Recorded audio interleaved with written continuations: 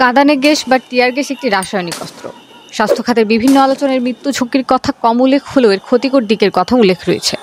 টিয়ার গ্যাসে আক্রান্ত হলে চোখ ও ত্বক জ্বালাপোড়া করে, এমনকি শ্বাস প্রশ্বাসের সমস্যা হতে পারে।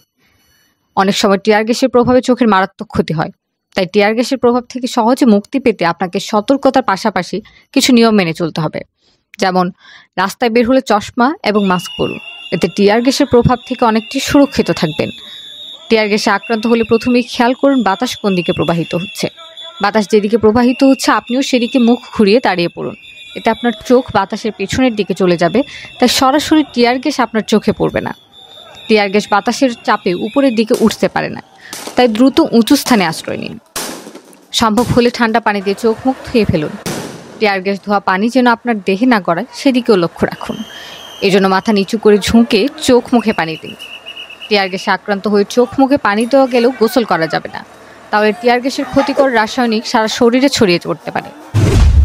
ভুল করেও গরম পানি ব্যবহার করবেন না, এতে করে হিতে বিপরীত হতে পারে। কারণ গরম পানির স্পর্শে ত্বকের লোম খুব আকারে বড় হয়ে যায়, যা টিয়ার গ্যাসকে শরীরের ভেতরে প্রবেশ করতে সহযোগিতা করে। কিন্তু এত পরিত্রাণ না পেলে অবশ্যই চিকিৎসকের পরামর্শ নিন।